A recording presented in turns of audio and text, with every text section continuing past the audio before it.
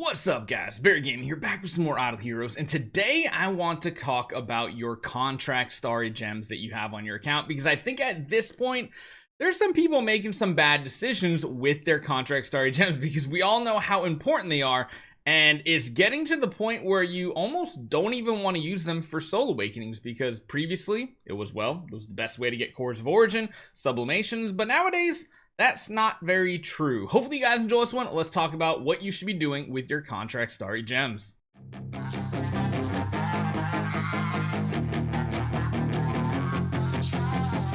So we all know at this point in the game, there are so many different things you can use your Starry Gems for, mainly your contract Starry Gems. Now, if you ever come across regular Starry Gems, most things in this game is a much better deal if you come over to the auction house, you just buy out some copies at like a lower rate. I usually sort stuff by lowest buyout price. You can take this B copy for 249 Starry Gems. You can come on over to here and you can retire it for 600. So you can make quite a bit of profit on your regular Starry Gems, but that's really only if you can afford to purchase Prism Starry Gems, convert them over to Starry Gems.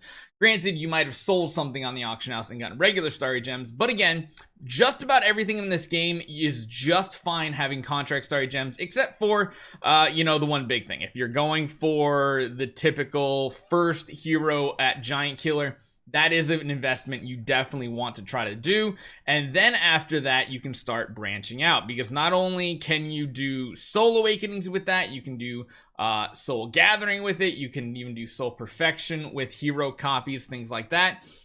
And most importantly nowadays, half to 40% of all packs are purchased in-game with Starry Gems, which means if you're completely buying out events nowadays, it's so much cheaper than it used to be, because number one, you're probably buying Starry Gems on the black market, which then you're converting over to here, so you're like spending 10% of what you used to on half these packs than you normally would. Sometimes the main value packs can be bought 3 times and then 2 times for Starry Gems. Other times, like this week, it's 2 and 2.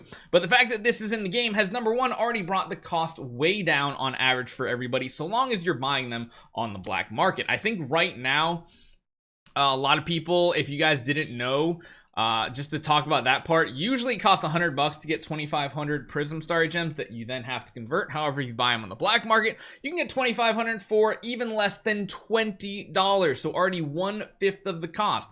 Then you can take that 2,500 and turn it into 5,000 contract Starry Gems pretty easily, which is a pretty insane conversion rate, because you got to figure you're basically getting contract Starry Gems at 10% of the cost it would be to get Prism Starry Gems in game, which again is pretty insane. And then you don't even have to worry about one of the most annoying features in the game, your credit rating. So that's something you don't have to worry about. So number one, getting them is very easy. But I do want to take a minute and talk about something very specific, because, well, besides just, doing Soul Awakenings, that was pretty much the way to go. And you'd essentially save it up until you got a Soul Awakening event, much like what you see right here. This used to be the one and only easy way I feel like people could get resources. So even before the 600 tier came in, we can kind of like get rid of that. This is what it used to look like. Going up to 300, you could get either a Core of Origin or a Sublimation chest. That was usually one of the best uses of your Starry Gems. But again, I almost feel like it's not quite as good anymore, depending on the event. Now, we have had some really good events that have popped up, like the ones that, you can summon P-Rose and you're guaranteed higher rates and stuff. Those are cool, but most of the time now, this was the event you would save up for, because a lot of times you'd have a Soul Awakening session with it, that if you did go up to the 200 point mark, you get a B+ copy. That is long gone. The best copies you guys are going to get your hands on are the B- Awakening Stones. And at this point, going for the Soul Awakening Gala might not be the best play. Because let's be honest, we've had other events popping up recently that have been really good, because when you have events like this, the Lantern Festival, where, you want to get like a few more of these dolls, it actually ended up being better off that you bought some of these packs, because these packs actually had the event currency. Now, for example, in this week's event, I think you could purchase the Prophet Orb, the main value pack ones, 3 times, but then you can still purchase all of these down here twice. So it was 3 for the top layer, 2 for the bottom. That means you could still come up with a ton of additional currency and of course charmed treasure train tickets, which means that's like the easiest way for free to play to get their hands on charmed treasure train tickets too.